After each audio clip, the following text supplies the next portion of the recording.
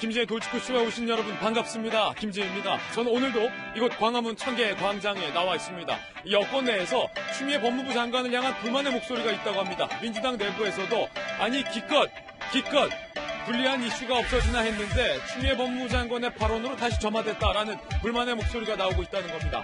추 법무부 장관이 수사하는 검사, 기소하는 검사 따로 분리하자라고 윤석열 총장에게 제안했지만 거절당했다는 뉴스도 오늘 들어와 있습니다. 법조계에서는 추 법무부 장관의 일련의 이런 행동들이 결국은 임종석 전 비서실장의 기소를 막기 위한 무리수가 아니냐라는 해석도 오늘 조간신문에 내놓고 있습니다. 잠시 후에 이 이야기 자세하게 살펴보겠습니다. 저는 비가 오나 눈이 오나 매일 아침 이곳에서 여러분을 기다리겠습니다. 김지의 돌직구쇼 지금 라이브로 시작합니다. 잠깐만요.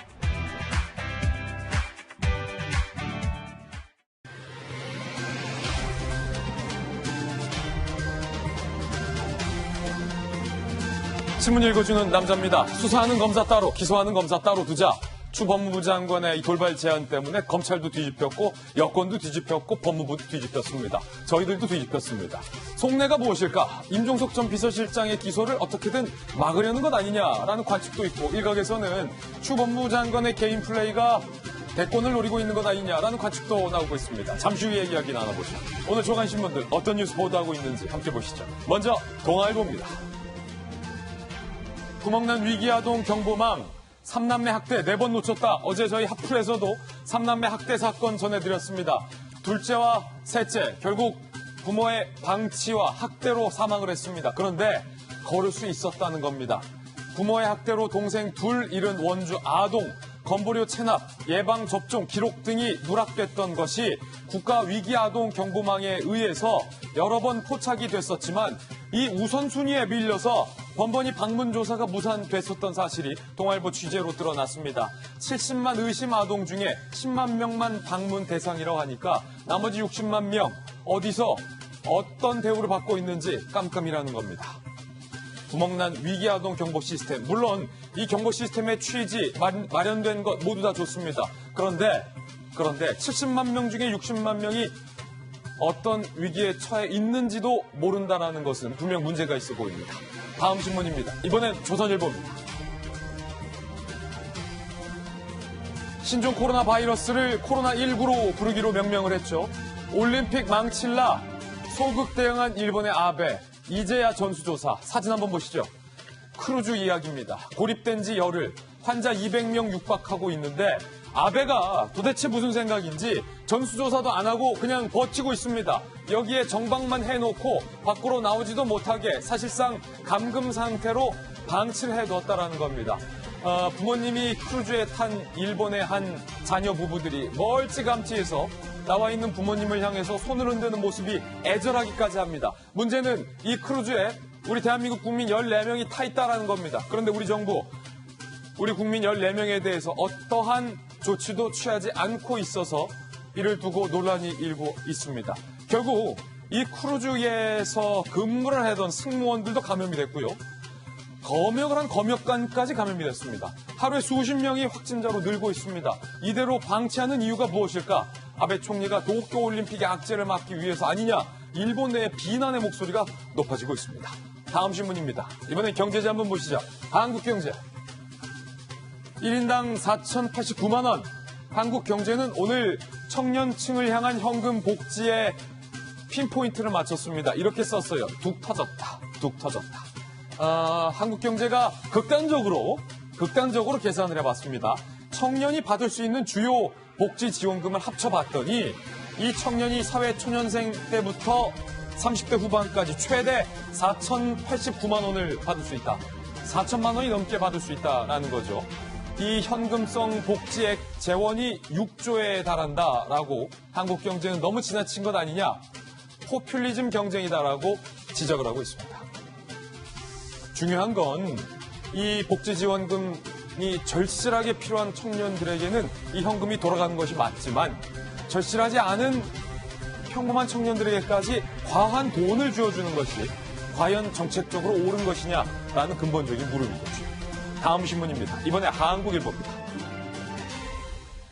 한국일보가 굉장히 당연하고 뻔하지만 궁금한 이야기를 제목에 썼습니다.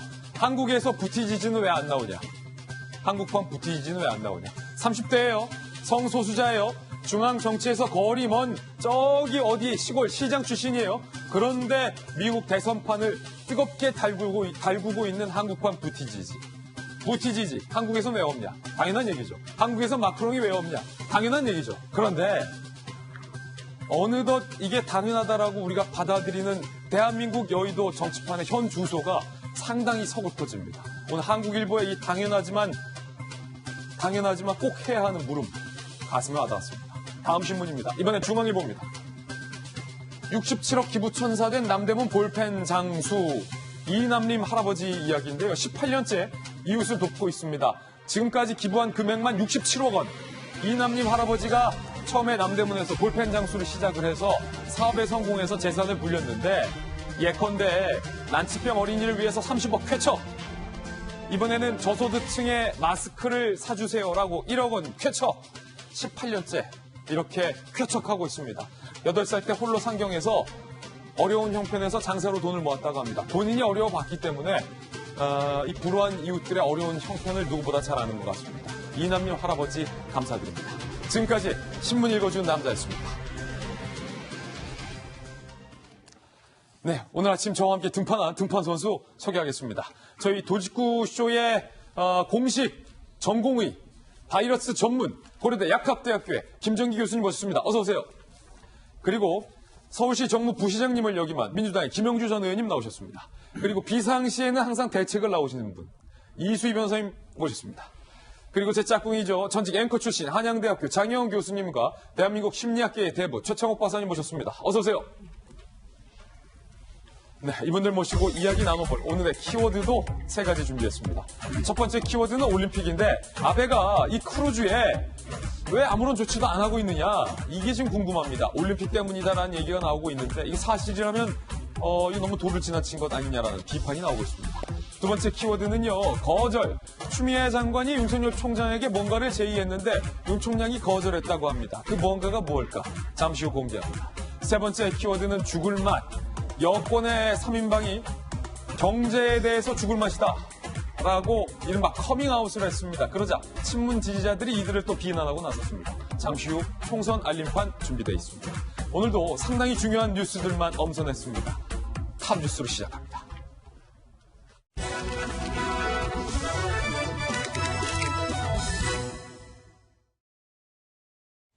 네, 톱뉴스 주제부터 공개합니다. 바로 이겁니다. 신종 코로나 바이러스, 코로나19와 관련된 뉴스부터 오늘도 첫 번째 뉴스로 짚어보고 가겠습니다. 우한에서 의료진이 최소 500명이 감염이 됐다라는 것으로 확인이 됐습니다. 그리고 일본에서는요, 크루즈선 통째로 집단 감염의 양상까지 보이고 있습니다. 한국인 14명, 우리 국민 14명이 그 크루즈에 타 있습니다. 우한 쪽 소식부터 살펴보시죠. 의료진 500명 감염, 홍콩 사우스 차이나 모닝포스트는 지난 1월 중순 우한 시내에서 최소 500명의 의료진이 신종 코로나19에 감염된 것으로 보인다. 의심 증상 의료진도 600명에 달한다. 중국 정부는 관련 내용을 비공개로 할 것을 지시한 상황입니다.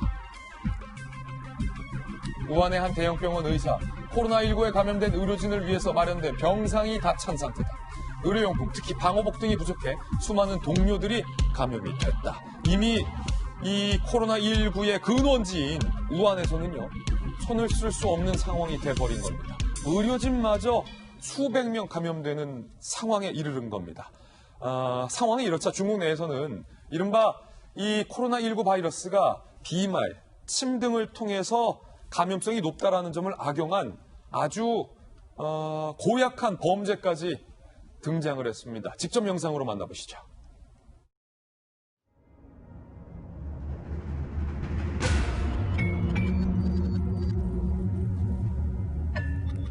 자, 이 여성분의 행동을 주목하시기 바랍니다.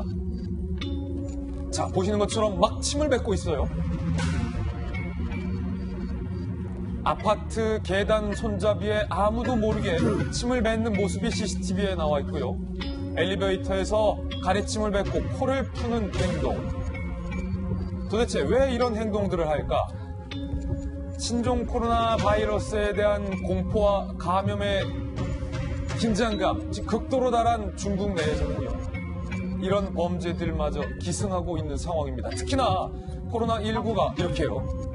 침 등을 통해서 감염성이 높다라는 사실이 알려지면서 일부 몰지각한 범죄자들이 이렇게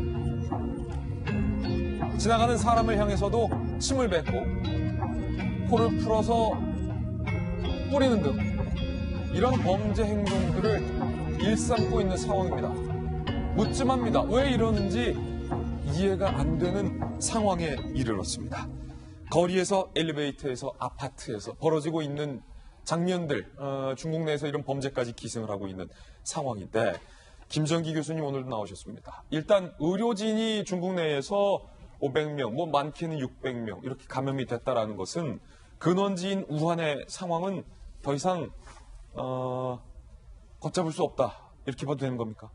실제로 우한 지역에서 환자들이 많기 때문에 충분히 예견돼 있는 상황이라고 보여지고 실제로 2003년 사스 때도 중국과 홍콩의 의료진이 한 각각 20% 정도 감염된다고 보고되고 있거든요. 예. 그래서 이번 코로나19 같은 경우에는 사스보다도 전파력이 더 강하다 이렇게 추정을 하고 있는데 그렇다 보니까 아마도 이 코로나19도 최소 10%에서 최대 20% 또는 그 이상까지 의료진을 감염시킬 수 있을 거다 이렇게 예견하고 있습니다. 자, 지금 중국 내에서 신종 범죄 양상이에요. 이분들이 코로나19에 감염이 된 확진자인지 아닌지는 정확하게 확인할 수는 없습니다만 지금 무차별적인 대상을 상대로 본인의 비말, 침이나 콧물 등을 이용해서 이른바 테러를 하는 영상들도 지금 저희가 조금 같이 봤잖아요. 김정인 교수님. 사실 이게 상당히 위험한 행동이죠? 그렇죠. 기본적으로 호흡기 바이러스고 또 이게 메르스 때하고는 또 다른 게 메르스는 하부호흡기에서 주로 증식을 하다 보니까 속에서 이제 기관지나 폐 쪽에서 나오는 그런 분비물에 의해서 주로 전파가 되는 반면에 지금 코로나19 같은 경우에는 이 침이나 코, 그러니까 상부호흡기 쪽에서 증식을 용이하게 하는 것 같거든요. 그러니까 그러다 보니까 침이나 코의 분비물에서 실제로 바이러스 입자가 굉장히 많을 걸로 추정이 되고 이렇게 만약에 감염자가 저와 같은 행동을 했다라고 그러면 충분히 많은 사람들한테 전파를 시키는 일종의 의도적인 슈퍼 전파자가 될 수도 있다 이렇게 보고 있습니다. 예, 도대체 이분들이 무슨 생각으로 이런 이른바 범죄를 하고 있는지 도대체 오리무중입니다. 심리학 박사님 나오셨으니까 최청원 박사님, 이분들이 정말로 확진자인지 아닌지는 정확하게 확인할 수 없습니다만 공포감이 다들 만연해 있는데 앞에 지나가는 여성 모르게 침을 뱉거나 다중이 이용하는 엘리베이터 버튼에 가르침을 뱉고 손잡이에 으슥한 시간이 나와서 하는 이런 행동들 어떤 심리 상태입니까? 일단은 우리가 이제 사회적 암시가 이제 퍼져 있는 거고 네. 지금 이제 바이러스가 저렇게 퍼지면서 공포가 강해지잖아요. 예. 공포가 강해진다는 것은 어떤 이성에 의한 판단력을 상실한다는 이야기도 또 같이 맞물려 가는데 그렇군요. 그것만 가지고 설명되지 않는 게 저 사람들은 개인적인 측면들이 있는 거예요. 예를 들어 주변에서 스트레스를 많이 받는다거나 아니면 어떤 병원 치료를 하려고 했는데 기회를 못 받았다거나 아니면 부부싸움을 했거나 여러 가지 개인적인 사건과 사회적인 공포가 결합되면서 예. 자기 나름대로의 적극적인 공격성이 아닌 소극적인 패시브 어그레시브라고 표현하는데 소극적인 공격성을 표현하는 거죠. 예. 근데 소극적인 거라고 할지라도 저게 진짜 복균자라면 엄청나게 사회적 파장을 가져올 수가 있는데 슈퍼 전파 잘하면 더 큰일 날 일이고 지금 초기 단계에서 저런 사람들에 대해서 엄벌에 처하지 않으면 예. 엄청나게 확산될 가능성이 높아지는 게 더 불안해지잖아요. 더 불안해지죠. 지금 해결이 안 되고 자꾸 예. 사망자가 늘어나게 되면 저런 방송의 영향이 더 나쁘게 영향을 끼칠 수가 있어요. 그러니까 저렇게 했을 때는 반드시 처벌한다는 거 그리고 처벌도 엄격하다는 것을 중국도 그렇고 한국에서도 가짜 코로나 증상 환자를 하는 사람들도 그냥 훈방받고 나와서 또 어쩌고 저쩌고 또 유튜브에 올리고 하는 것도 구속을 하든지 엄격하게 처벌되는 것을 초기에는 보여줘야 돼요. 이런 것을 필요하다. 지금 안 보여주면은 시간이 흘러갈수록 더 퍼질 수가 있어요. 그렇군요. 저 장면을 보면서 마치 미신 같은 게 있는 게 아닌가. 일종의 저런 행위를 하면 나는 안 걸린다라든지 예. 그런 어떤 범죄 이전에 자기를 보호하는 수단으로 했을 가능성도 있겠다는 생각이 황당해. 들고요. 침을 막 뱉고 다니니까 예, 여자가. 예. 우리 예. 어렸을 때 뭐 눈에 다래끼 나면은 돌에다가 이렇게 눈썹 뽑아서 놓으면 뭐 다른 사람이 차면 내 다래끼는 난다라는 어렸을 때 시골에 제가 그런 부분이 속성이 있구나. 있었습니다. 아니면 자기 혐오인 거죠. 내가 중국에 있다는 중국 정부가 너무 원망스럽기 때문에 제 스스로는 우리 다 같이 그냥 싫다라고 하는 사회적 분노. 그러니까 사회적 성숙도에 비해서 국가 체제가 못 따라가니까 그런 분노가 저렇게 나타날 수도 있겠다는 생각이 듭니다. 중국 상황도 심상치 않는데 오늘의 사실상 이슈는 일본입니다. 아베 총리가 도대체 왜 이러나 라는 생각이 들 정도입니다. 요코하마 항에 정박돼 있는 유람선 이 문제가 전 세계적인 문제로 대두되고 있어요. 선상 감옥이라는 표현을 전 세계 언론은 쓰고 있습니다. 일본의 크루즈선 다이아몬드 프린세스 호 이야기입니다. 3,711명이 총 탑승을 한 정말로 거대한 옛날 영화로 따지면 뭐 타이타닉쯤 되는 것 같아요. 그만큼 큰 크루즈선이에요. 3,711명. 이 중에는 우리 대한민국 국민 14명도 탑승을 해 있습니다. 80대 홍콩 남성이 감염되는데 이분이 슈퍼전파자였어요. 하필 그리고 굉장히 좁은 공간에서 생활하는 크루즈선에서 이 코로나19 신종 코로나 바이러스를 이 홍콩 남성이 전염을 시킨 겁니다. 9일째 요코하마에 정박 중인데 누적 확진자가 하룻밤 지날수록 계속 나오고 있어요. 확진율 21%, 63%, 현재 74%까지. 미검사 승객이 3,200여 명. 아베 총리가 전수조사를 안 하고 있어요.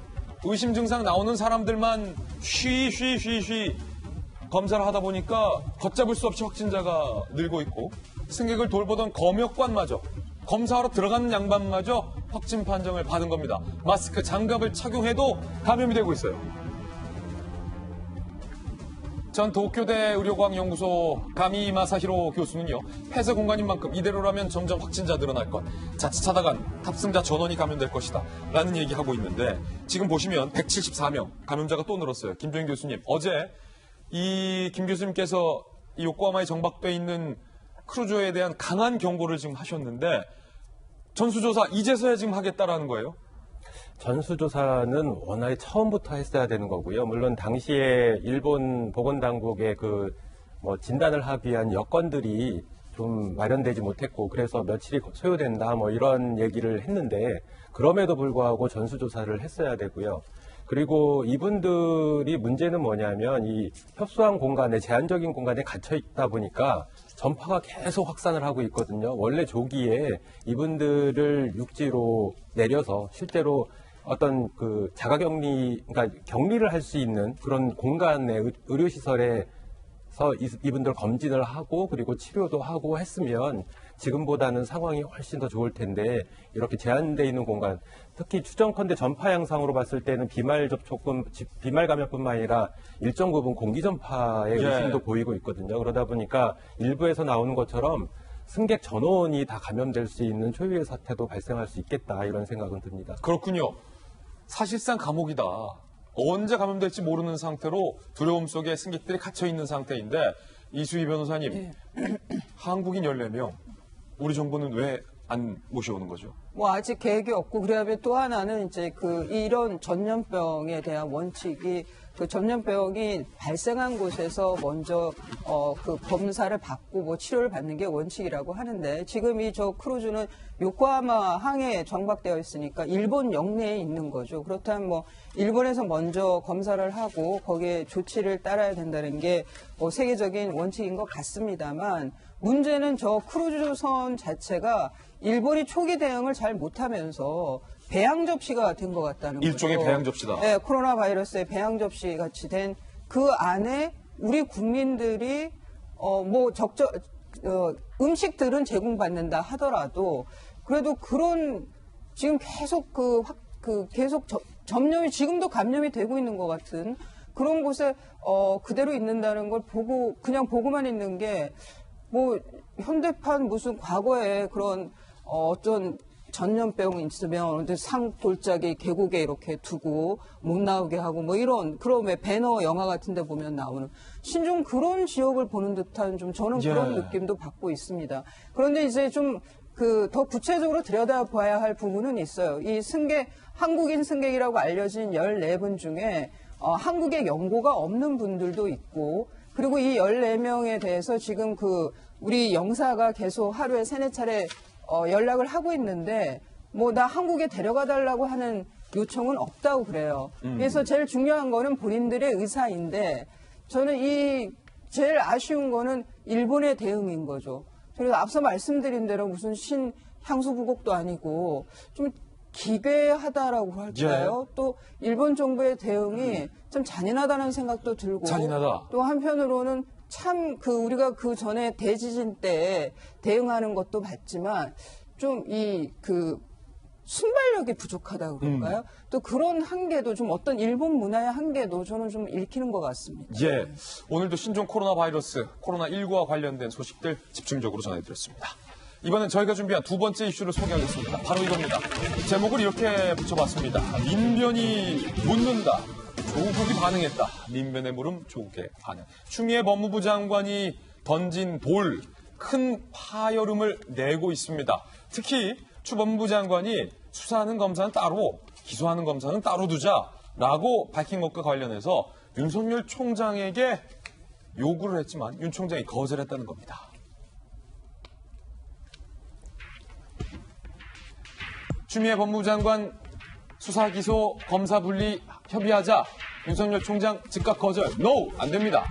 추미애, 검찰 내에 수사하는 검사 따로, 기소하는 검사 따로 분리하자라고 언급했고 다음날 바로 윤석열 총장과 협의를 추진했다. 오늘 취재되고 있습니다. 조남관 법무부 검찰국장이 추 장관이 말한 내용 협의 위해 오늘 대검 찾아가서 윤 총장 만나고 싶다라고 의사를 타진하자 이정수 대검 기획조정부장이 윤석열 총장에게 보고를 했다는 거예요. 정확한 어떤 구체적인 절차까지 다 취재됐어요. 보고받은 윤석열 검찰총장의 반응은 어떨까요? 그냥 거절이 아니라 단칼에 거절. 단칼에 거절. 지금 만나도 아무런 의미가 없다. 법무부가 구체적 방안 마련한 게 전혀 없지 않냐. 수사, 기소 분리는 세계적으로 입법에 유례가 없다. 수사, 기소, 검사 분리 시 권력형 부패 범죄에 대응하는 데 심각한 장애를 가져올 것이다. 대검은 반대한다. 라고 단칼에 거절했다는 겁니다. 추미애 법무부 장관이 기자회견 때 기소권은 다른 검사에게 주겠다라는 발언은 검찰과 사전 협의가 안 돼 있었다. 검찰 관계자 추 장관이 대학살 인사 때처럼 윤 총장과 협의하려 했다는 모양새만 보이려고 한 것 같다라고 분석을 하고 있는 상황입니다. 추 장관의 이 제안과 관련돼서 전직 검사였던 사표 내고 나왔던 김웅정 검사는 엿장수 형사법이다. 이렇게 혹독하게 표현을 했습니다. 엿장수 마음대로 한다는 뜻이겠죠. 엿장수 형사사법이다. 수사, 기소 분리. 윤석열을 수사하겠다는 공수처는 수사와 기소를 붙여놓고 조국을 수사하는 검찰은 수사와 기소를 분리하겠다는 것은 형사사법의 정의가 아니고 그냥 자기들 필요할 때 엿장수 마음대로 하는 엿장수 형사사법에 불과하다라고 혹독하게 비난을 했습니다. 최진영 변호사님 나오셨는데 일각에서는 추 법무부 장관이 이러는 이유는 결국은 임종석 전 비서실장에 대한 윤석열 총장의 기소를 어떻게든 막아보려는 것 아니냐라는 분석도 오늘 조간신문 여러 곳에 나오고 있습니다. 그렇습니다. 엿장수 형사법의 럭비공 법무장관 이런 얘기가 나오는 것이 바로 그것 아니겠습니까? 엿장수 형사법이 왜 그렇겠습니까? 자기한테 유리하면은 늘리고 불리하면 줄이고 이런 것들 아니겠습니까? 법이란 것은 법불악위.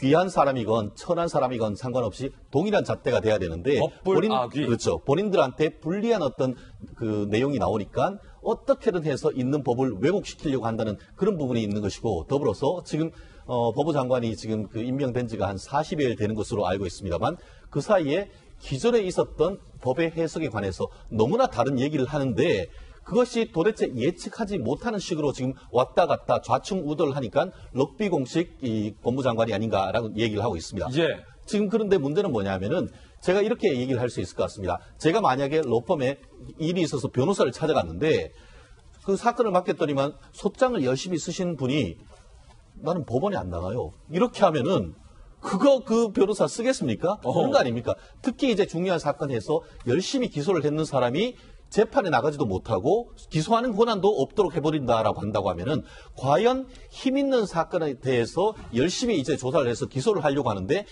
수사를 해서 기소를 하려고 하는데 기소하는 거 미리 내부적으로 알고 그거 딱 막아버리려고 하는 것이 아니냐. 바로 그 지점이 결국 그 힘 있는 사람들에 대해서 기소를 하고 수사를 하고 하려고 하니까 막으려고 하는 이 또 하나의 어떤 방패막을 치려고 하는 것이 아니냐. 왜 이 시점에 저런 얘기를 하느냐 하는 것이 바로 그 부분이고, 그렇기 때문에 앵커가 지적한 것처럼 임종석 전 비서실장이라든가 조국 전 장관, 그리고 현재의 또 청와대에 있는 비서들에 대한 수사와 기소가 있는 이 시점에서 이런 얘기가 나온 그 맥락을 국민들은 비판하고 있는 것이죠. 최진영 변호사님 보시기에 이건 수사방해다 이렇게 보이는 거예요? 이미 한국당에서는 그 직권남용으로 고발했는 것으로 알고 있습니다. 아마 현재 이 부분에 대해서도 조사를 하고 있을 겁니다. 추미애 법무부 장관의 잇따른 조치, 예컨대 이른바 윤석열 수사팀을 사실상 해체했다라는 비판이 나왔던 검찰 인사, 그리고 공소장에 대해서 비공개 원칙을 고수하면서 국민의 알 권리보다 조금 이따 알 권리가 중요하다라고 말했던 부분, 그리고 이번에는 수사했던 검사와 따로 기소하는 검사를 따로 두겠다라는 이 세 가지 조치가 과연 어떤 속내이냐라는 부분과 관련해서 많은 의견들이 나오고 있는데, 장영 교수님, 윤석열 총장에게 추미애 법무부 장관이 제안을 했다는 거예요. 우리 협의하자. 이른바 그때 찾아가서 소통하자. 그런데 소통하자고 했을 때는 윤 총장이 그때 만나줬잖아요. 그런데 이번에는 단칼에 거절했어요. 소통하자고 만났을 때도 1시간 40분 정도밖에 안 만났죠. 소통에도 부족한 시간이었고, 시기적으로도 소통을 진작에 하고 무슨 결과를 도출하는 거였는데 결과 다 내놓고 무슨 이야기를 했을까. 근데 이번에 윤 총장의 반응을 보니까 그때 분위기가 어땠는지, 잠깐 만났을 때 분위기가 어땠는지도 조금 짐작이 가는 부분이에요. 전 조금 전에 김웅 전 검사의 이야기나 이런 것들 나올 때 하나 안타까웠던 게, 왜 바른 말을 하는 사람들이 그 자리에 있지 못하고 다 쫓겨나오거나 어쩔 수 없이 나오는 사태가 됐나. 김웅 전 검사도 검사 그만두고 나왔고, 뭐 진중권 교수도 대표적인 진보 인사였는데 바른 말 하려고 하다가 결국은 뭐 여기저기서 뭐 요즘 말로 팽당했다는 느낌에 심지어 동양대에도 그만두지 않았습니까? 이것도 안타깝고, 지금 뭐 수사 기소 분리한다라는 것, 아마 추 법무부 장관은 검찰 개혁의 일환으로 본인이 하겠다는 것 같아요. 그러니까 조국 전 장관도 뭐 완전히 환영을 했었죠. 근데 가만 보면 왜 수사기소 자꾸 분리하냐. 경찰에 이미 수사권 주기로 했는데 이것만으로도 검찰의 힘을 빼는 것 아니냐. 이런 생각을 이미 좀 드는 상황에서 좀 그런 생각 들지 않아요? 어떤 생각이요? 왜 저들의 기준은 자신들을 향할 때의 기준과 자신이 아닌 대상을 할 때의 기준이 저렇게 상반되지? 그러니까 조금 다른 게 아니라 극과 극으로 다른 방향이잖아요. 남을 상대할 때는 잔인하고 본인들을 상대할 때는 후하고, 뭐 이런 말이에요. 하나하나 짚어볼까요? 독단적인 검찰의 어떤 이런 것들을 막기 위해 수사기소 분리하자고 하시잖아요. 근데 지금 누가 봐도 독단적인 게 어디예요? 추미애 법무부 장관이 독단적이에요. 심지어는 공개해야 될 공소장도 본인 스스로 조금 있다 알 권리라는 이상한 말도 안 되는 말을 해서 본인 다 독단으로 일을 하고 있잖아요. 처음에 검찰 인사할 때도 독단적으로 했잖아요. 다 독단적으로 하고 있는 본인이 기존의 검찰이 많이 독단적으로 한 거를 고쳐야겠다. 그리고 공수처도 지금 왜 만들어요? 이런 거대한 권력들이 막 비리 저지르고 지네끼리 감싸주고 이러는 거 막자라는 게 비단 검찰입니까? 모든 권력자들이 다 그러고 있고 대통령까지 포함되는 거예요, 거기에는. 근데 그 거대 권력인 공수처는 조금 전에 김웅 검사 말대로 기소수사 독립 뭐 이런 거 이렇게 하나도 없으면서 이미 수사권을 독립시켜놓고 공수처가 왜 있어야 되지 할 정도로 검찰 힘을 빼려는 노력을 이렇게 하고 있으면서 저런 말을 하니까, 그러니까 모르겠어요. 예전에 그러니까 전에 이런 얘기가 나왔더라면 그래 잘하고 있어. 저도 이렇게 박수를 쳐줬을 텐데 지금 이상하게 앞뒤가 맞지 않을까. 일관성이 없는 게 오히려 일관성이 있다고 해야 될까요? 그러니까 이제 뭐 조적존이 뭐 추적춘이 이런 얘기, 본인이 과거에 했던 말을 완전 뒤 없는 행동을 본인들이 하고 있으면서 너무나 당당하잖아요. 저는 좀 이 부분 이해가 아직 안 돼서 어떻게 해석을 해야 될지 지금 모를 상황이에요. 윤석열 총장의 수사가 이른바 우리 편을 향하니까 본인의 앞선 소신과 좀 다른 이야기들을 하고 있다는 지적인데, 등판을 한 인물이 한 명 있습니다. 추 장관의 이 발언에 조 전 장관이 등판을 했습니다. 법무부 장관 선배죠? 선배는 선배죠. 며칠 안 했어도 추 장관보다는 앞서서 했으니까. 수사와 기소 분리해 내부 통제하는 것은 매우 의미 있는 시도다. 법 개정 없이도 가능할 것이다. 추 장관님께 박수를 보낸다. 라고 SNS에 또 등판을 한 거예요. 그러자 같이 따라서 등판한 분이 있습니다. 진중권 전 교수. 다시 그가 등장했다. 겉으로는 추미애 칭찬하는 듯하지만 실은 모두 내 작품이지롱이라는 걸 분명히 하려는 의도다. 추미애는 인형이고 복화술사는 조국이다. 복화술, 그러니까 입 안 움직이면서 얘기하는 사람 있잖아요. 복화술사가 조국이다. 물론 그도 다른 맥락에서는 또 다른 인형에 불과하겠지만 이라는 상당히 의미심장한 이야기까지 하고 있는 상황입니다. 진중권 조교수가 표창 박사님, 추미애 장관은 복화술사다. 그러니까 복화술사를 보면 안녕하세요 추미애입니다. 안녕하세요 조국입니다. 안녕하세요 임지입니다. 이렇게 하잖아요. 지금 진중권 교수의 이 의미가 뭡니까? 복화술사다. 추미애 장관은. 조국은 이제 조국은 복화술사고 추 장관이 인형이다. 인형이다. 이제 그것은 내 나름대로의 하고자 했던 바를 뭐 앞에 나서서 인형처럼 예쁘게 춤추면서 귀여우면서 하고 있으니 뭐 물개 박수를 칠 수밖에 없는 거죠. 물개 박수 나옵니까? 그렇죠. 예. 내가 하고자 했던 바고. 근데 이제 저렇게 하려고 하는 게 최 변호사도 나와 계시지만은 우리가 이제 법 개통이 대륙법 개통, 영미법 개통이잖아요. 근데 그쪽에서 둘 다에서도 하지 않고 가까운 일본에서도 하지 않고 미국도 안 하고 하는 것을 우리나라에서 굳이 하려고 하는 게 그게 이제 보면은 아무리 정책 모델이나 의사결정 구조를 볼 때 개비지 인, 개비지 아웃 이론이 있는데 그것은 뭐냐면 아무리 좋은 시스템을 갖춰도 쓰레기가 들어가면 쓰레기가 나올 수밖에 없는 거기 때문에 누가 운영하느냐가 중요하고 그 사람들을 교육하고 개혁하고 생각을 바꿔줘야 되는데 예. 기소 분리 또 수사와 기소권의 분리 이런 시스템으로 다 잡고 노무현 정권 때부터 시스템 얘기하는데 시스템은요 그냥 하나의 장치에 불과한 거예요. 저는 왜 지금 추미애 장관이나 조국 장관이나 지금 자기의 잘못을 인정하지 않고 왜 내 쪽으로만 생각을 하느냐. 그걸 이제 이기적 편향이라고 하는데 그걸 영어를 제가 잘 못하지만 my side, 내 쪽으로 바이어스, 편향을 일으키는. 그걸 이제 쉽게 얘기하면 아전 인수적 편향이에요. 예. 나한테만 유리한 쪽으로 해석을 하고 불리한 건 못 본 척하고 그러면서 그런데 그 심리가 어디서 나오냐면 자기만 잘났다고 하는 심리. 그 자기애성 성격장에서 나오기도 하고 또 어디서 나오냐면 우리 막내딸 수준의 5살에서 7살 아이들의 수준이에요. 자기 중심으로만 세상을 보는 거예요. 왜 또 이 시점에서 만약에 이 정책이 꼭 필요하다면 이렇게 해서 우리가 연구를 해서 다음 정권이든 아니면 다음 장관 때부터는 이렇게 한번 해보자라고 하면 저런 어떤 비판이나 비난을 안 받을 텐데. 임종석 전 실장의 기소 앞두고 이런 걸 하는 거. 하필이면. 요즘에 가장 시사에서 많이 등장하는 게 오얏나무 아래 이론. 예. 오얏나무 아래에서는 가끈을 고쳐매지 말고. 이론입니까? 참외밭 개똥 이론 나오잖아요. 예. 참외밭에서는 운동화끈을 고쳐 신지 말라고. 왜 하필 그때 그렇게 하려고 하느냐 이거예요. 지금 아니어도 세상 내일 망하는 거 아닙니다. 네. 내일 안 망한다. 그렇죠. 내일 하시라. 저런 문제는 중장기적으로. 지금 이게 우리의 대한민국의 화두가 돼서는 안 되잖아요. 추미애 장관이 왜 주인공입니까? 저쪽에 조연해야지요. 예. 추 장관의 발언, 또 다른 발언도 후폭풍을 낳고 있습니다. 이른바 저희들이 단독 입수해서 공개를 했던 검찰의 청와대 13인방을 향한 수사 결과가 담긴 공소장 내용을 비공개로 한 것을 두고 민변이 일침을 가했습니다. 민변 소속의 한 변호사가 이른바 커밍아웃을 하자 뒤늦게 민변이 따라온 건데요. 일단 어제 저희 방송에서도 보도해드렸던 추 장관의 기자회견 내용 거의 이제는 명언 수준이 되었습니다. 그냥 단순 알 권리보다 조금 있다 알아도 될 권리가 어떻겠느냐 하는 의견도 있어요.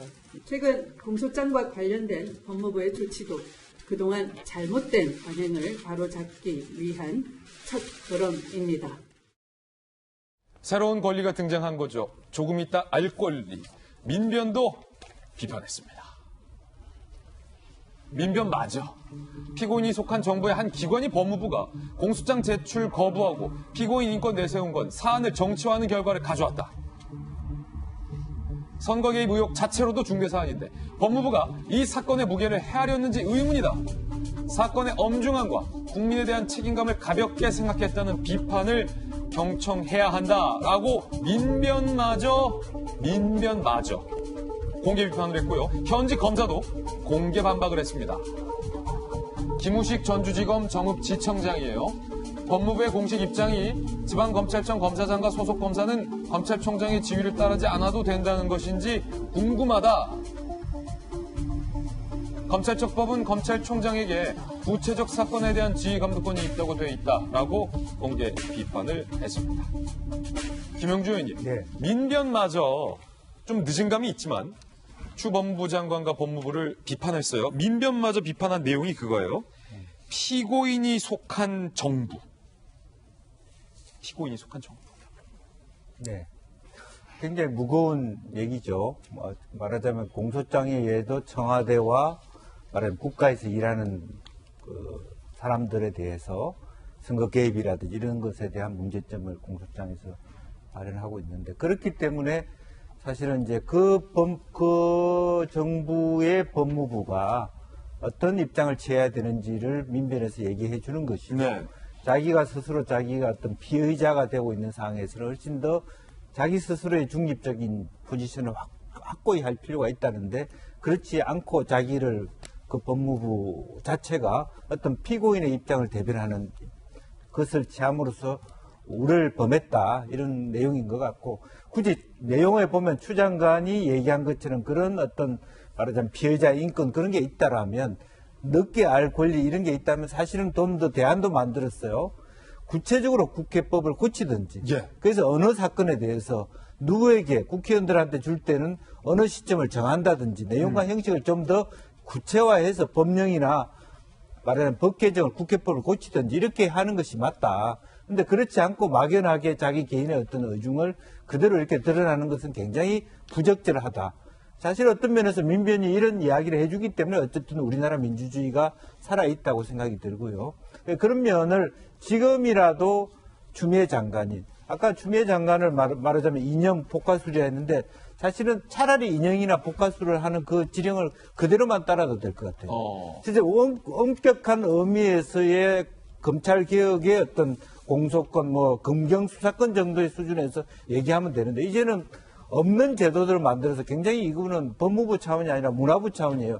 창의적인 거죠. 창의적인 거다, 이거는. 확대 해석을 하는 거죠. 예. 이제 그런 면에서 오히려 이것이 도를 지나치다. 항상 법무부라는 입장은 기본적으로 보면 후발적일 수밖에 없어요. 다른 개념으로 보수적일 수밖에. 일에 대해서 하나하나 법을 만들어 놓고 입장을 만드는 게 법무부인데, 이게 제도도 안 만들고 먼저 말하는 것은 법무부가 할 일이 아니다. 저는 그렇게 생각합니다. 예.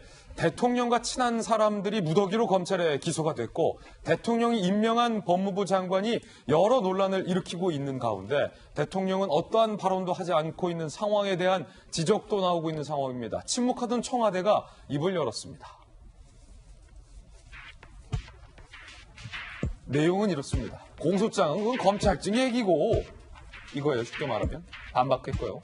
선거 개입 의혹 공소장 관련 입장 없었던 청와대가 지금 수주간 침묵 끝에 기자의 질문에 답을 하는 형식으로 입장을 냈는데, 그게 이거예요. 보세요. 기자.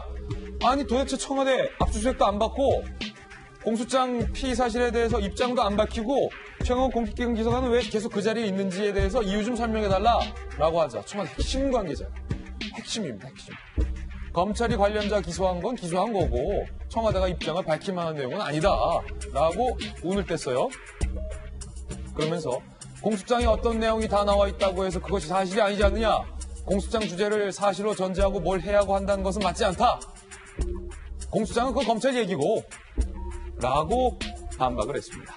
조금 아쉬운 대목인데 최종 변호사님, 만약에 청와대와 관련이 없는 공소장과 관련돼서 기자가 질문을 했다면 청와대가 이렇게 이야기를 하는 것도 맞지라고 생각했을 텐데, 다름 아니라 대통령의 30년 지기 친구가 주인공으로 등장하고 그 주인공을 당선시키기 위해서 대통령의 측근들이 총동원됐다라는 검찰의 공소장 내용과 관련해서 대통령이 임명한 추미애 장관이 김영주 의원님 누구보다 애정이 있잖아요. 그런데 이건 법무부가 아니라 문화부 수준의 행동이다라는 여권 내의 혹독한 비판까지 제기되고 있는데, 수주간 침묵했던 청와대의 입장이 이것뿐이다라는 것은 어떻게 봐야 할까요? 국민을 땡땡으로 한다, 이렇게 얘기할 수밖에 없겠죠. 사실 엊그제 같은 경우에는 그 6천 명이나 되는 그 전국에 있는 교수님들이 시국 선언을 하면서 피의자로서 대통령이 묵비권을 행사하느냐, 정말 그렇다고 한다고 하면은 대통령 자리에서 내려온 다음에 권한을 행사해라라고 하면서 사실상 대통령의 하야까지도 언급했는 그런 직격탄을 날렸습니다. 그런데 그런 어떤 그 청와대 그와 같은 그 교수님들의 그 성명에 대해서 입장 지금 뭐 내가 이게 사실도 아니고 검찰의 주장에 불과한 것인데 이것을 무슨 우리가 여기에 대해서 가타부타 얘기를 하느냐라고 얘기를 하고 있습니다. 저는 보면서 조국 장관이 제일 억울해 하실 것 같아요.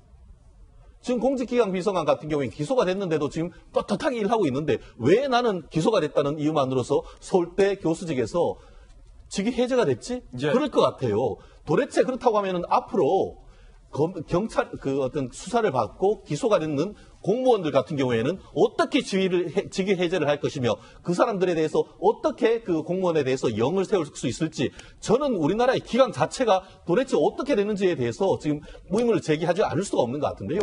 이렇게 얘기하겠습니다. 공소장에 뭐가 나오는지 주장에 그 사실이 아닐 수도 있지 않느냐 하는데 그러면 사실이면 어떡하죠? 그렇기 때문에 일반적으로 국가공무원법에 의할 때는 공무원이 기소가 될 경우에는 그 자리에서 직위 해제를 한 다음에 그 수사와 재판의 경과를 보도록 하는 것인데 결국 이와 같이 검찰에 대해서 기소까지 됐음에도 불구하고 불기소가 아니에요. 기소까지 됐음에도 불구하고 눈 하나 깜짝하지 않는 이런 모습이 그게 바로 사법권에 대한 무시가 아니냐는 것이 대한민국의 어떤 국민들의 일반적인 법 감정 아니겠습니까? 이재 변호사님. 이게 이제 청와대 핵심 관계자, 고위 관계자는 보통 비서관 이상급을 얘기하는 거죠. 언론에서 말할 땐. 그러면 이제 저는 그러면 왜 이 비서관급 이상의 그 관계자가 이렇게 얘기를 했을까? 청와대의 고민은 저는 그 총선을 앞두고 표 계산도 분명히 들어가 있는 것 같아요. 지금 뭐 대변인이 나와서 입장을 밝힌다고 해서 받아들여질 수가 없죠. 수용이 안 되는 거예요. 그 수준은 안 되는 거예요. 그러면은 비서실장 아니에요. 많은 여론이 원하는 거는 대통령이 직접 입장을 밝히라는 거거든요. 예. 그런데 대통령께서 입장을 밝히는 그 순간부터 이건 엄청 폭발력이 있을 수 있어요. 화면이 계속 재생이 될 거고 예. 그러면은 총선을 앞두고 마치 정말 대통령께서 나는 몰랐다고 하겠지만 나와 무관한 일이라고 얘기를 하겠지만 그렇지만 그게 뭐 받아들이는 사람도 있고 그렇게 받아들이는 사람도 있고 아닌 사람도 있을 거고 이게 이제 폭발력이 있을 수 있고 이게 총선에 영향을 많이 미칠 수 있고 그러니까 등장을 안 시키려고 하는 것 같아요. 그것 때문에. 그거는 이제 표 계산이고 또 하나는 과거의 정권의 경우에는 이 정도 사안이면은 정말 청와대가 대통령이 나서서 뭐라고 한마디를 했단 말이에요. 지금은 왜 안 하고 있냐. 저는 진중권 전 교수가 최근에 국민당 발견대에서 얘기했을 때 이 정권의 제일 문제는 정의, 공정의 기준까지 바꾸려고 하는 게 제일 문제라고 얘기를 했어요. 이거는 그러니까 내로남불 아전인수격해서 이런 거 수준을 훨씬 뛰어넘는 거죠. 거기에 밑바닥에 깔려있는 건 저는 선민의식이라고도 보이고 또 하나는 우리는 무오류다. 이거는 그 루이 14세가 할 수 있는 말인 거예요. 진국 국가고 그래서 나는 또 신의 아들이기 때문에 나는 오류가 없다. 저는 이 청와대가 보이는 태도가 그런 것 같습니다. 우리에겐 사찰 DNA가 없다고 말한 것처럼 우리는 기소되고 그럴 DNA를 안 갖고 있다. 근데 누가 봐도 그 DNA가 있는데. 예. 그래서 저는 이거는 표계산과 아주 그러니까 선민의식, 모류라고 하는 아주 오만의 극치인 그런 사고가 혼합이 돼서 계속 지금 대통령께서 아무 말씀을 안 하고 계신 것 같은데 과연 그게 득이 될지 실이 될지는 저는 4월 총선 이후에 수도권 민심에서 드러날 거라고 보입니다. 저는 뭐 이거를 정치적으로 해석하지 않고요. 아까 그 청와대 관계자가 해명했던 말 있잖아요. 기자가 왜 해명 안 하십니까? 입장을 밝히지 않습니까? 그 자막 조금 보여주실 수 있어요? 저는 이 청와대 핵심 관계자의 얘기에 그냥 오류를 조금 짚어볼게요. 기자가 입장을 안 밝히는 이유를 설명해달라고 하는데 거기에 대한 답을 뒤에 이렇게 이야기하죠. 공소장은 어디까지나 검찰이 그냥 의혹을 적어놓은 것뿐이다. 그 말은 저 기자가 저거 모르고 질문했다라는 답변이에요. 기자가 저거 몰라요? 국민들도 다 알아요. 저 공소장이 진짜 혐의가 아니라 진짜 범죄가 아니라 그게 그냥 이런저런 혐의에 의해서 검찰이 생각하고 있는 거라는 거 국민들도 아는데 저렇게 답변하는 것도 그렇고 입장을 밝혀달라 그랬죠. 언제 당신이 그 죄를 왜 졌습니까? 이렇게 묻지 않았거든요.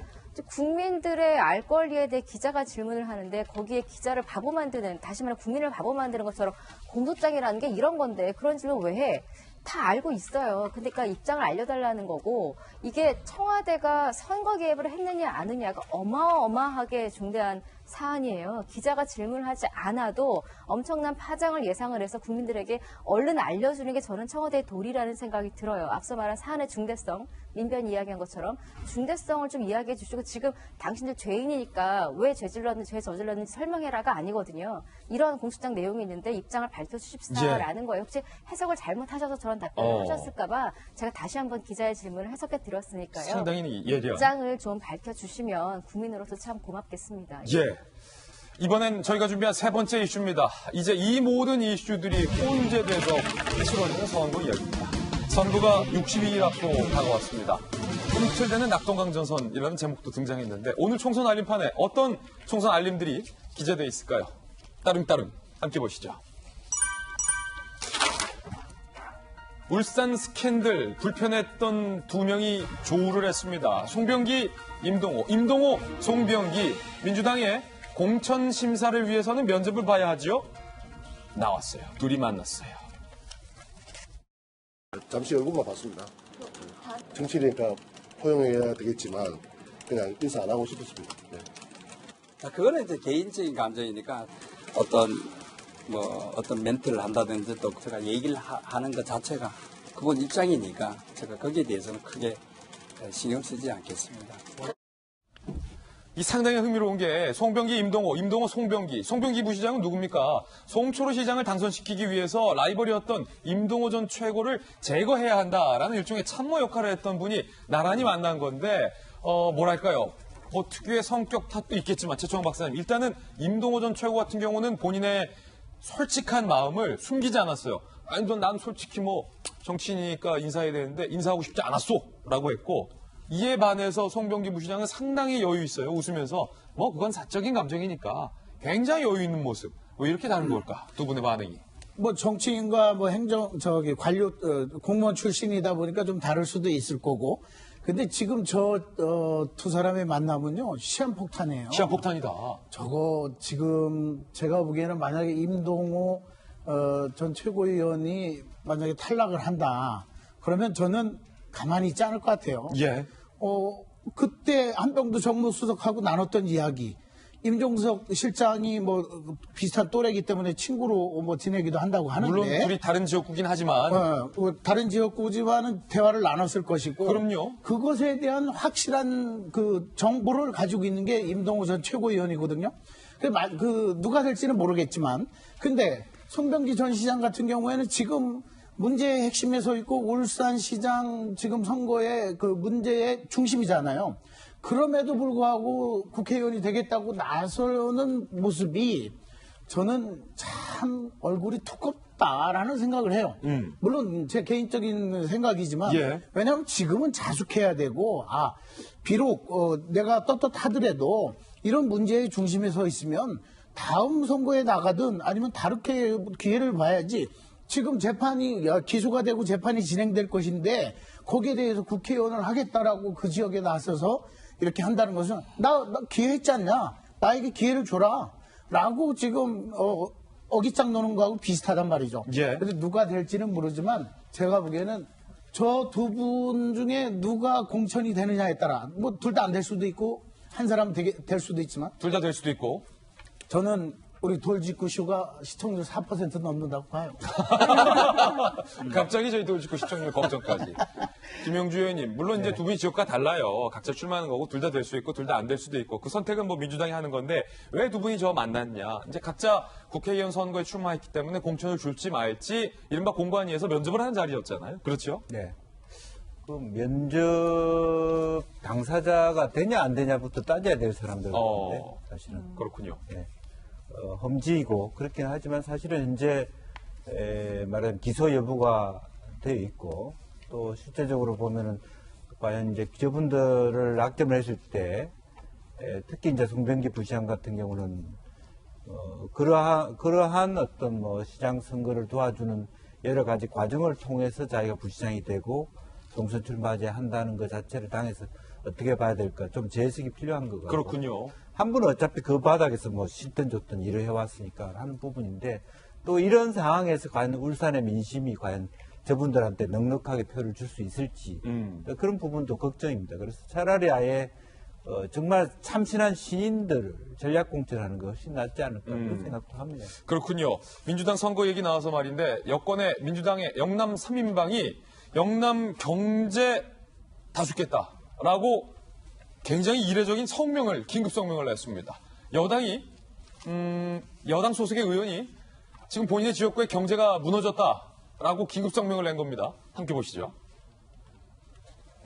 그 주인공은 김부겸, 김영춘, 김두관 3인방인데 어제 긴급 성명 냈어요. 지난 한 달 동안 골목을 누비며 느낀 경제 민심, 중앙정부가 느끼는 것과 크게 달랐다. 이른바 요즘 젊은이들 표현에 따르면 여당 의원이 여권을 디스하는 내용이에요. 지금 사람들이 다 죽게 생겼는데 선거가 다 무슨 소용이냐라는 차가운 답이 돌아왔다. 당장 민생 경제 어려움을 파악하고 대책 내놔야 한다. 라고 공동성명을 긴급 성명을 냈습니다. 김부겸 의원 같은 경우는 자영업자들이 이래서 어떻게 살아가겠냐 라고 한다. 특히 대구는 탄핵 사태에 맺힌 한 같은 게 있어서 더 어렵다라고 얘기했고요. 양산에 출마하는 것으로 알려진 김두관 의원은요. 힘들다 어렵다 어찌 살아야 하냐 이런 말들 뿐 정부의 섭섭함이 많은 것 같다라고 이른바 돌직구를 정부를 향해서 날렸습니다.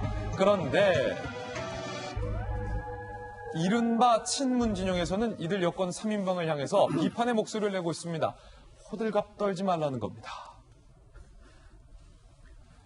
PK의 한 친문 의원, 우리 지역은 정부가 잘 대처하고 있다는 평가가 더 많던데. 이렇게 약간 좀 유치하지 않아요? 우린 아니던데? 아닌데, 난 아닌데? 이러는 것 같아요. 이런 성명을 낼 상황인지 이해가 안 된다. 좀 불편한 거죠, 이분들한텐. 엄살 부리기에 앞서서 지역구를 제대로 챙겼으면 그런 소리 안 들어요. 야, 그 니들이 지역구 잘 챙겼어야지. 이거 이제 와서 그래. 에이, 뭐 이렇게 친문 의원은 반응을 하고 있는 그런 상황입니다. 일단은 이게 지금 선거를 앞두고 있으니까 최정 변호사님도 선거 나가봤지만 이 3인방들도 지금까지는 사실 굉장히 조용조용해왔단 말이에요. 여권 소속이니까. 선거 앞두고 지역이 대구다 보니까 지역이 양산이다 보니까 일단은 뭔가 선 긋는 모습 이게 뭐 진심이겠지만 선 긋는 모습도 유권자들한테 보여줄 필요도 있었던 거고 그걸 본 사정을 한 또 PK 한 친문 의원은 우리 지역은 아니던데 뭐 이런 반응 나오고 있고 뭐 그런 거 아니겠어요? 결국 각자 도생. 이제는 뭐 물론 뭐 그 험지와 또 어떻게 보면 그 따뜻한 또 그 온돌이 있을 때가 있는데 특히 지금 이른바 낙동강 라인, 낙동강 전선에 있는 그 민주당 의원들 같은 경우에는 정말 이 험지를 넘어서 사지로 느낄 수밖에 없는 것 같습니다. 실질적으로 대구 경북 같은 경우에는 내려가 봤을 때도 실제 민주당 의원이 새로 당선될 가능성은 거의 그렇게 높지 않다라는 얘기가 대부분 어떤 중론인 것 같습니다. 그거는 이제 최재형 변호사님 본인의 해석이에요. 네, 그러다 보니까 이런 부분 있어서 같은 경우에는 그거 같은 것을 중앙 정당과 다른 목소리를 낼 수밖에 없는 그런 상황이고 실제 김부겸 의원 같은 경우에도 그런 목소리를 내죠. 결국 그렇다 한다 하더라도 그렇게 해서 결국 뭘 하겠습니까? 중앙당이나 정부로부터의 뭔가 지원을 끌어냈다는 그런 상당히 전략적인 포석이라고 볼 수도 있는 그런 내용이거든요. 그러다 보니까 본인들로서는 어쨌든 간에 현지 민심을 최대한 이렇게 모아서 우리가 중앙정부에 연락을 했고 그로 인해서 내가 힘 있는 여당 후보로서의 뭔가 하겠다는 전초전으로서의 상당히 전략적인 것인데 그것 또한 혼자 했는 것이 아니고 김부겸, 김영춘, 김두관 이 이른바 TK, PK가 같이 모여서 이렇게 했다는 점에서는 나름대로 또 여당의 힘 있는 주자들이 어떤 그 지역 민심에 상당히 호소하는 나름대로의 전략으로서 상당히 유리한 것이 아닌가 생각합니다. 아니 최재형 변호사님 분석 듣고 보니까 김영주 의원님 뭐 이분들 제대로 낼 소리 냈대라는 생각도 한편 드는데 PK 한 친문 의원 호들갑 떨지 말라. 아니 그냥 동료 의원이 그러면 그냥 속으로는 그렇게 생각하더라도 그래 뭐 그런가 보다 하시지 또 뭐 굳이 야 우리 동네는 안 그러는데 엄살 부리지 말고 니들이 좋고 잘 챙겨 이렇게 또 약간 또 훈수 도는 건 또 뭘까요? 이제 뭐 그분들이 현실을 모르겠습니까? 그냥 이렇게 그런 애들려서 자기 자위하는 부분도 있겠죠. 그런데 문제는 김부겸, 김영춘 의원이 그런 부분은 알고 있어요. 알 수 있어요. 대구가 그렇다. 옛날에 그런 부분인데 제일 지금 신문 진영에서 부글부글한 분이 사실은 김두관 의원입니다. 왜 그러냐 하면 양산에 옴으로 인해서 홍준표가 옴으로 인해서 그 양산 선거가 낙동강 벨트가 말하면 문재인의 심판 선거가 되어버립니다.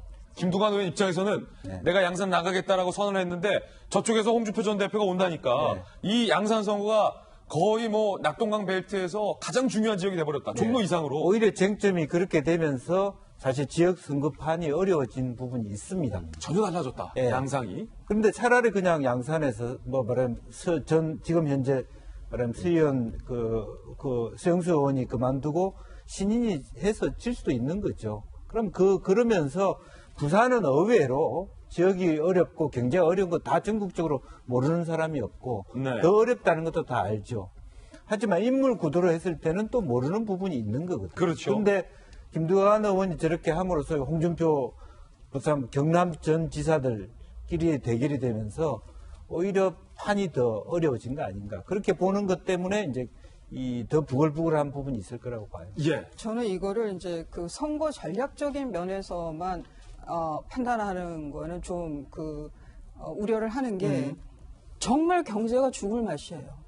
이거는 지금 이 영남만 그런 게 아니고 수도권도 마찬가지예요. 예. 심지어는 좋다고 하는, 목이 좋다고 하는 강남에도 8시 이후에 가면, 뭐 지금 코로나 발생되기 전에도 뭐 그게 주 52시간 뭐 이런 근무 변화 때문이라고도 원인을 얘기를 하지만 그보다는 경기가 안 좋으니까 식당에 사람이 없어요. 8시 이후에 가면. 한두 테이블 정도? 저는 이런 음식 맛집 소개하는 데서는 사람들 많은 것 같지만 대다수의 그 소상공인 자영업자들은 정말 죽을 맛인 거거든요. 그래서 저는 이 세 분이 정말 진심이다. 체감을 하고 있구나. 예. 바닥 경기를. 이걸 저는 이 여권이나 청와대에서 이걸 좀 정말 뭐라 그럴까요? 제대로 좀 받아들였으면 좋겠어요. 이거는 선거 전략 이전에 이게 현실이라는 거예요. 현실이다. 진정성 있는 성명이었다. 이분들의 전원 과연 PK 민심은 어떨까? 민주당의 낙동강 전선 상황은 어떨지 점검을 한번 해보겠습니다. 민주당의 당 지지율 상황인데 2018년 6월 2일 둘째 주만 하더라도 부산, 울산, 경남에서 PK 이른바 55% 더불어민주당 상당히 높아지고 지금 2020년 2월 첫째 주에 55에서 34로 사실은 흔들하고 있어요. 이게 지지율도 이렇게 나오고 있기 때문에 이 세 명의 의원들이 더욱더 현장의 목소리를 이렇게 공동 이례적인 성명을 낸 게 아닐까라는 생각도 듭니다. 계속돼서 이야기는 이어지고 있습니다. 총선 알림 두 번째에서 이야기 이어가겠습니다. 낙동강 정선 얘기 나와서 말인데요. 자, 이 낙동강 정선에 임하는 야권 인사들도 상당히 불타오르고 있습니다. 일단은 한국당에서 해결해야 할 마찰음이 하나 있습니다. 뭐냐면 홍준표 전 대표가 어디에 출마할지 여부에 대해서 당 지도부와 홍 전 대표 본인의 의견이 갈라지고 있다는 겁니다. 김영호 공관위원장이 직접 홍준표 전 대표 찾아가서 한강벨트로 오시라, 서울로 와라, 동작으로 나가라 라고 했지만 홍 전 대표는 거절을 한 바 있죠. 그런데 이 두 사람 사이에 뭔가 조금 타협점이 나오는 것 같아요. 김영호 공관위원장의 발언 들어보시죠. 거목이 될 나무를 엉뚱한 데다가 뿌리를 박게 하면은 거목으로 자랄 수가 없는 거 아니겠어요? 두 분이 잘못된 장소를 이제 벗어나겠다 하는 의사를 피력을 함으로써 절반의 수확은 거뒀습니다.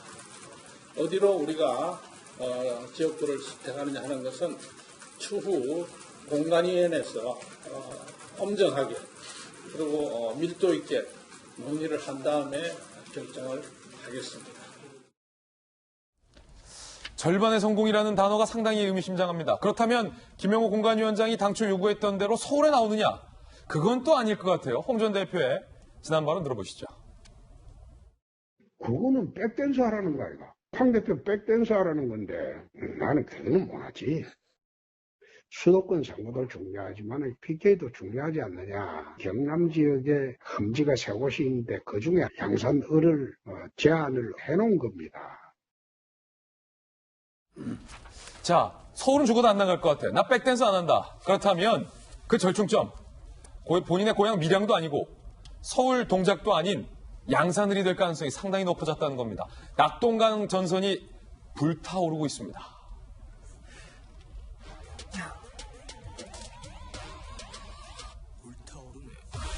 불타오르네. 노래 들리고 계시죠? 노래가 좀 작아요. 이건 좀 크게 들어야 되는데. 우리 오디오 감독님 소심하게 좀 해주셨어요. 젊은 노래 뉴스에서 틀 수 있다 이겁니다. 불타오르는 낙동강 전선. 보세요. 경남 양산을 완전 핫플레이스가 돼버렸습니다. 우리 김영주 전 의원 정확하게 지적 주신 대로 김두관 의원이 먼저 출사표 던졌는데 거기에 갑자기 누가 날라왔냐. 지금 홍준표 전 대표가 아무래도 올 것 같아요. 조금 전 뉴스 속보는 홍준표 전 대표가 본인 고향 출마 포기한다라고 얘기 밝혔어요. 김영호 공관위원장도 홍준표 전 대표도 나 양산에 가겠다라고 최종적으로 밝히고 있지 않지만 두 사람의 발언들을 종합해 봤을 때 홍준표 전 대표가 김두관 의원이 나오는 양산으로 출마할 가능성이 상당히 높아졌다. 그래서 낙동강 전선이 종로 뺨 때리게 핫해졌다. 불타오르게 됐다. BTS가 앞서서 이걸 알고 이 노래를 쓴 건가요? 불타오르네. 양산을이 이렇게 됐다는 거예요. 창원 성산도 만만치 않아요. 전 노회찬 의원의 지역구라는 측면에서 야권의 심장이긴 하지만 지금 김태호 전 영남지사가 이곳에 나갈 건 아니냐라는 얘기도 나오고 점쳐지고 있는 상황입니다. 일단은 장영 교수님, 나 뭐 백댄스 안 쓴다라고 해서 상당히 갈등이 심해지는 거 아니냐라는 우려도 나왔었는데 비교적 빨리 지금 네. 낙동강 전선으로 좀 좁혀지고 있어요. 왜냐하면 저 전략도 그다지 나쁘지 않다라는 생각 누구나 그래요? 하실 거거든요. 다시 한번 보실까요, 지도? 예, 예. 지금 최진영 변호사님, 김영주 의원님 말씀하셨습니다만 지금 문재인 대통령의 사저가 있는 곳에서 만에 하나 홍준표 전 대표가 당선이 된다면 이거는 또 어마어마한 이슈가 될 수도 있고. 양산 사저, 예. 그렇지 양산. 그 민주당에서는 정말 이게 지금 이런 사안들이 되게 중요한 거였구나. 어쩌면 좀 깨달아야 될 아주 뼈아픈 결과가 나올 수도 있는 상황이에요. 물론 동대문에 나와서 만약에 홍준표 전 대표가 당선이 된다면 홍 전 대표 개인에게는 굉장히 좋은 승산이 있을 수는 있겠습니다만 저는 오히려 큰 그림에서 한국당 차원에서는 양산을이 어쩌면 더 좋은 전략이 수도 있겠다라는, 물론 선거는 승패가 되게 중요하니까 결과를 봐야 되겠습니다만 민주당도 굉장히 긴장할 만한, 저는 지금 이 배치라는 좀 전에 그 벨트가 생각이 들어요. 그리고 김영호 공관위원장도 사실은 일단 홍준표 대표가 양보를 하긴 한 거잖아요. 예. 그리고 본인이 지금 대안으로 나갈 곳을 양산을로 말하는 것도 험지도 많거든요. 거기도. 예. 그러니까 사실은 아까 김영호 전 공관위원 일단 전체적인 분위기상으로 이제 저쪽에서도 양보했으니 내가 더 밀어붙일 명분도 조금 줄어들었고 홍준표 전 대표도 나 절대 고향에 아니면 다른 데 안 나가 이렇게 우기던 걸 양산으로 슬쩍 빼면서 조금 민망해질 수 있는 걸 나 황 대표 백댄서 아니야 이렇게 강한 말을 함으로 살짝 명분을 챙겼어요. 민망함도 좀 줄이고 나는 그래도 내 주장대로 간다라는, 사실은 주장대로는 아니잖아요. 고향을 벗어났으니까. 그럼에도 불구하고 사실은 여러 표현상으로도 그렇고 지금의 전략은 저는 저대로 가도 한국당 입장에서도 그냥 괜찮은 저는 전략이라고. 요거 지도 한번 다시 한번 우리 피디님 볼 수 있을까요? 이게 낙동강이 보세요. 낙동강 벨트라고도 하잖아요. 이렇게 쫙 구비 흐르는데 공교롭게 경남 양산을은 낙동강을 두고 이렇게 오른쪽에. 그렇죠? 동쪽에. 창원 성산은 낙동강을 두고 이제 딱 서쪽에. 낙동강을 두고 양대산맥이에요. 지금 여기서 파박 불꽃이 지금 맞붙게 됐는데, 자 보세요. 김두관, 홍준표 인물로 따져도 사실은 거물급 두 명이 낙동강에서 맞붙을 줄 저 두 사람이 과연 알았을까? 저는 몰랐다고 봐요. 몰랐죠. 김두관 의원 같은 경우도 김포에서 또 의원을 하면서 지역구 관리에 엄청 그 공을 많이 들였고 저기로 갈지는 정말 몰랐었거든요. 근데 오히려 잘 된 것일 수도 있어요. 예. 누가 이기든지 간에 사실은 이기면 누가 이기는 게 아니라 김두관 의원이 만약 이기게 되면 거물급 그 한국당 대통령 후보를 이김으로써 엄청난 리더로서의 그 부상할 가능성도 있는 거고. 사실은 지금 경남 양산이나 창원 성산 같은 경우는 이른바 여권, 범여권이 지금 갖고 있는 지역구거든요. 그렇죠. 그거를 홍준표는 뺏어야 되고. 그 홍준표 의원 같은 경우는 이겨도 사실은 본전이에요. 거기서 이기나 하나 서울로 오지 않고 거기서 그래도 나름 전략을, 전술적인 지역을 선택을 하더라도, 그래도 김두관 의원 같은 경우는 불리해졌지만 그래도 기회가 한 번 더 생겼는데, 문제는 공관위원장이 김영호 위원장이 하나님도 아니고 신도 아닌데 자기 멋대로 막 이렇게 사람을 갖다 심는다고 다 되느냐 이거예요. 창원 성산이라고 하는 데는 노동자들의 힘이 굉장히 센 데고 그러다 보니까 정의당도 되고 노회찬 의원도 되고 하던 지역이에요. 근데 거기에 유일하게 강기훈 의원이라는 분이 한번 한국당 한나라당 해서 18대 한번 했거든요. 그분이 20년을 저 지역을 닦고 있단 말이에요. 예. 근데 갑자기 김태호 전 경남지사를 갖다 꽉 꽂아버리면 그분이야말로 강기훈 의원은 낙동강 오리알이 되는 거거든요. 낙동강 오리알은 말이 여기서 나오는군요. 네, 그 조직을 김태우 한국당에게 주겠느냐 이거예요. 조직을. 그럼 선거가 더 어려워질 수도 있는 건데 그럼 이런 결과에 대해서 김영우 공관위원장은 끝나고 나서 책임을 질 수 있느냐 이거예요. 저는 선거를 공학적으로만 자꾸 생각하지 말라. 그리고 이번 선거는 어차피 당의 후광보다는 개인의 능력과 성향과 그동안의 지역 관리 그런 것에 높은 점수를 줘서 이게 공천을 해줘야지. 참 이번 선거 이렇게 하는 거 보면서 저는 한국당도 참 민주당이 좋아할 파트너라는 것을 느꼈어요. 예. 최창호 박사님 어떤 개인적인 또 견해라는 말 달아드리고요. 벌써 지금 종로가 뜨거워졌고 경남 양산을까지 뜨거워졌습니다. 이번 선거를 가장 재미있고 깊이 있고 정확하게 관전하시기에는 저희 돌직구쇼가 적절합니다. 함께해 주시기 바라겠고요. 다음 순서입니다. 오늘 아프 시간입니다. 오늘은 과연 어떤 분들 하플 4인방에 등장했을지 바로 만나보시죠. 하플 4인방입니다. 첫 번째는 허경영 대표라고 해야겠죠. 이제 당 대표죠. 국가혁명배당금당 소식. 두 번째는 여의도에서 발생한 칼부림 사건. 세 번째는 신창원 씨. 네 번째는 PD 수첩의 인터뷰 조작 논란까지 하나하나씩 살펴보시죠. 허경영 대표의 국가혁명배당금당이 이번에 예비 후보자들 중 전과자가 가장 많은 당으로 이목을 끄고 있습니다. 무려 221명. 게다가 이 중엔 살인은 물론 성폭행 전과자도 등록해서 더욱더 충격적입니다. 전과 7범 이상의 후보자 역시 무려 6명이나 포함되어 있습니다. 정당 전체로 보면 출사표를 던진 예비 후보 10명 중 3명 이상이 전과자인 것으로 나타났습니다.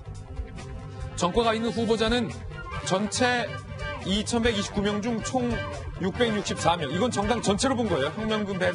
혁명배당금 당뿐만 아니라 전과 2범 이상의 누범자는 282명.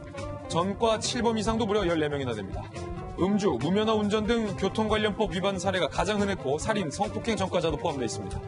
전과자가 한 명도 등록하지 않은 지역구는 전체 235곳 중 서울, 강남, 병 등 단 14곳에 불과했는데 후보자의 절반 이상이 전과자인 지역구는 51곳이나 됩니다. 자, 허경영 대표가 있는 국가혁명배당금당 얘기부터 좀 해볼까 하는데 전과자가 221명이다라는 건데 이 중에 살인 전과자하고 있고 성폭행 전과자도 있다라는 건데요. 최정 변호사님, 이런 전과자들은 아무리 소수당이다고 하지만 지금 예비 후보로 등록을 받아주기 전에 아무리 국가혁명배당금당이라고 하지만 공당을 자처한다면 당연히 배제하는 것이 이것이 맞는 거 아니겠습니까? 그 기본 중에 기본이죠.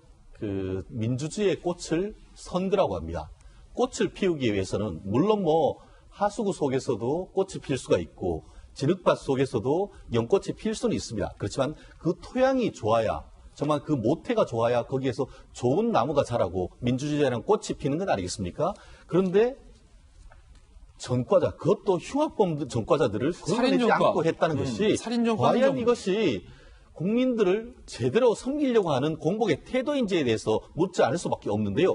물론 신설 정당이고 또 나름대로의 어떤 정당 정책도 얘기를 하고 있습니다만 숫자로 해서 밀어붙일 게 아니고 정말 국민들은 거기에 있는 하나하나의 메시지를 보는 것 아니겠습니까? 감동이 있어야 하는데 무슨 전과자, 살인자에게 감동이 있겠습니까? 전율만 느끼는 것이지 국민들을 우롱하는 것이 아니고 국민들을 섬기려고 하는 기본 자세부터 다잡아야 되는 것이 아닌가 생각합니다. 그리고 이수희 변호사님 보니까 지금 국가혁명배당금당뿐만이 아니에요. 물론 예비 후보자들이고 어쨌든 공천심사에서 걸러지겠지만 전체 정당으로 넓혀보면 전과 7범 이상이 국가혁명배당금당에서 6명 나왔잖아요. 근데 그거 빼더라도 다른 당에도 전과 7범 이상 8명으로 예비 후보 등록했다는 거예요. 그래서 토탈에서 14명이 전과 7범. 이게 이제 그게 어떤 전과자라고 해서 피선거권이 없는 것도 아니고 그리고 사람이라는 게 개과천선이라는 것도 있고 개과천선. 그래서 꼭 전과자라고 해서 문제 제기를 하는 게 아니죠, 저희가. 근데 이제 음주운전이라든가 몇 가지 이런 여론에서 봤을 때 받아들일 수 없는 전과들이 있는 거죠. 근데 이런 진짜 뭐 살인, 강간의 성폭행 전과가 있는 사람까지도 예비 후보로 등록할 수 있는 이런 제도가 그럼 왜 나왔냐, 이게 준준연동형 비례제라고 하는 아주 기상천외한 제도를 4+1 제도로 그 4+1을 통해 가지고 밀어붙이기 식으로 통과를 시켰기 때문에 그래서 이런 그 예비 후보들을 보게 되는 거죠. 저는 이제 허경영 씨의 저희 당에서 만일 3%가 넘으면 그 비례 1번이 누가 될지는 모르겠지만 허경영 씨 본인이 아닐까 싶은데 정말 이런 당에서의 예. 후보가 의석을 차지할 수도 있다는 거죠. 저는 그런 게 더 큰 문제인 것 같습니다. 이건 뭐 허경영 씨 개인에 대한 제가 폄훼나 그런 것보다 이 당 안에 전체적인 지금 이런 전과자가 예비 후보로 등록될 수 있고 하는 이런 당에서 의석이 나온다? 저는 이거 상당한 문제라고 봐요. 예, 두 번째 앞불 소식도 한번 만나보시죠. 여의도에서 칼부림 사건이 나왔습니다. 어제 오전이었어요. 9시 15분경 서울 여의도 증권가의 한 식당에서 칼부림 사건이 발생했습니다. 종업원인 60대 여성 A씨가 부엌에 있는 흉기로 동료 종업원인 20대 남성 B씨를 공격한 것. 어째서 함께 일하던 아들뻘의 젊은 남성을 흉기로 공격했는지 이목이 집중됐는데 두 사람과 함께 일을 했다는 한 종업원은 평소 두 사람이 사이가 좋지 않았다고 말한 것으로 전해졌습니다. 사건 당시에도 직급이 높은 B씨가 A씨에게 이제 일을 그만두라고 하자 A씨가 어떻게 이럴 수가 있느냐라며 20대 남성에게 흉기를 휘두른 것으로 알려졌는데 식당 밖에서도 들릴 정도의 고성과 욕설이 오갔다고 합니다. 목격자의 증언 들어보시죠. 바닥에 칼을 떨어뜨리고 있었고 배에 자상했었고 목장갑 끼고 계셨는데 아마 주방에서 한번 작업하시다 나오셨던 것 같고 발견 당시 B씨는 흉기에 찔린 상태였지만 다행히 의식이 있는 것으로 전해졌습니다. 현장에서 가해 후 극단적 선택을 한 것으로 추정되고 있는 60대 여성 A씨는 현재 의식이 없는 상태로 알려졌습니다. 경찰은 과학수사대를 투입해 CCTV와 현장 혈흔, 족적 등을 확보해서 정확한 사건 경위를 파악하고 있습니다. 희대의 탈옥수 신창원 다들 기억하실 텐데요. 강도치사 혐의로 무기징역 복역 중 화장실 쇠창살을 절단하고 탈옥해서 2년간 도피 생활을 이어가다가 지난 99년 붙잡혀서 20년 넘게 독방 생활을 이어가고 있는 그가 최근 인권위에 진정을 했습니다. 용변 보는 모습까지 CCTV로 감시받고 있다며 인권 침해라고 주장하고 있는 것. 이에 인권위는 조사 끝에 신창원의 손을 들어줬습니다. 교도소가 헌법에서 보장하는 신씨의 사생활 비밀과 자유를 과도하게 제한했다고 판단해 현재 조치를 재검토하라고 권고한 것. 신씨가 탈옥 전력이 있고 2011년 부친 사망 소식에 극단적 시도를 한 적이 있지만 이후 모범적인 수감 생활을 했다며 기본권 제한을 최소화해야 한다고 덧붙였는데요. 교도소 측은 신창원의 일탈 우려가 있다며 독고 수용의 중단 사유는 없다라는 입장이지만 인권위의 권고를 존중해서 추가 조치를 검토하겠다라고 밝힌 상황입니다. 사실은 신창원 사건, 탈옥 사건 그때 당시에 엄청나게 큰 뉴스였어요. 뭐 고속도로 톨게이트마다 다 검문이 있었고 신창원 씨가 입고 있었다는 그 쫄쫄이 티셔츠가 멋지다라고 한때 좀 철없는 젊은이들 사이에서 신창원 티셔츠 나도 어디서 살 수 없느냐라고 비슷하게 신창원 비슷하게 하고 다니는 사람도 있었을 만큼 사회적인 그 말은 메가 트렌드였다라는 건데 어느덧 세월이 많이 흘렀군요. 그렇죠. 세월이 많이 흘렀고 사실 그때는 뭐 탈옥했던 방법도 굉장히 많이 맞아요. 화제가 됐었고 뭐 그걸 저는 그 소재로 한 드라마들도 그 이후에 굉장히 많이 비슷하게 나왔었죠. 그만큼 신창원의 탈옥 사건도 유명했고 다시 붙잡혀 가기까지의 도주 경로라든지 뭐 거리라든지 이런 것들도 다 화제가 됐었습니다. 결국 다시 붙잡혀 들어가서 22년 얼마 선고받고 지금 독방에 수감 중에 있는데 문제는 본인이 너무 정말 용변 보는 것까지 다 감시당하고 있는 것은 인권 침해다라고 이제 이의 제기를 한 것이고 인권위에서 신창원 씨 쪽의 편을 들어줬어요. 예. 왜냐하면 일단은 수용소 측에서는 워낙 장기 수용 생활로 좀 이렇게 심정이 불안하다 보니까 신창원 자체가 불안정하다 보니까 언제든 또 극단적 선택을 시도한다든가 도주를 시도한다든가 여러 가지가 있기 때문에 감시가 불가피하다라는 이야기인데 인권 측에서는 다시 재수감된 이후에는 그 아버지 사망 소식으로 극단적 선택을 시도했던 것 외에는 일반 수감자와 같다라는 최근에 이런저런 소견도 있는 것으로 봐서는 현재는 좀 과도한 것이 맞다라는 거죠. 아무리 흉악범죄이건 범죄자건 뭐건 간에 사실 또 인권은 인권이니까요. 전 인권위 쪽 이야기에 좀 힘을 싣고 싶습니다. 예, 사실은 이 교도소 측에서는 또 탈옥하면 어쩌냐라는 걱정을 좀 제일 많이 하는 것 같아요. 그래서 독방에서 수용하고 있고 그때 당시에도 화장실 쇠 창살 맞아요. 발음이 좀 어려운데 화장실 쇠 창살을 절단하고 탈옥을 했기 때문에 이 화장실에 어느 정도의 어떤 CCTV로 감시하는 것은 필요하다. 사실은 지금 교도소 측도 인권위는 그렇게 얘기했지만 우리도 이유가 있다라고 지금 맞서는 쪽이거든요. 네, 이제 수용하는 수용자들의 그 행동 분석이나 심리 상태를 쭉 추적하다 보면 좀 위험하다. 우리가 자살 이용군이다. 그러면 그게 이제 빅데이터 분석하면 나오듯이 사실은 뭐 벌써 좀 오래전에 탈옥을 했던 거고 물론 한번 자살 시도는 했었지만 쭉 그동안에 이제 심리적인 상태나 그 행동 패턴을 분석해 보면 이제 이 정도는 조금 CCTV를 제거해도 독방에 놓더라도 요 정도까지만 감시를 해도 될 것이다.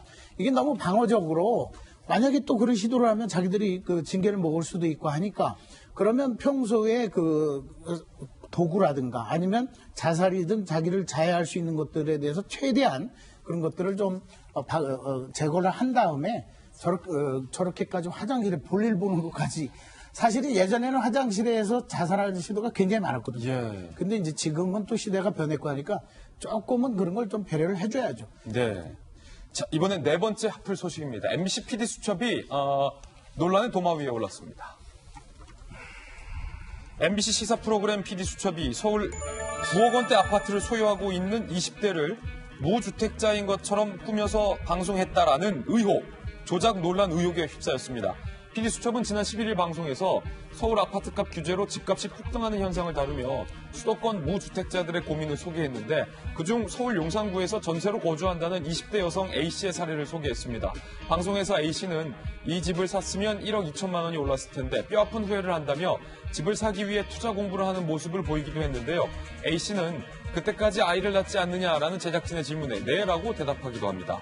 방송을 보면 무주택자라는 직접적 언급은 없었지만 집이 없어서 출산까지 고민하는 20대 여성처럼 보였는데 방송 후 온라인 커뮤니티에는 A씨가 서울에 9억 원대 아파트를 소유했다는 반박 글들이 올라오기 시작했습니다.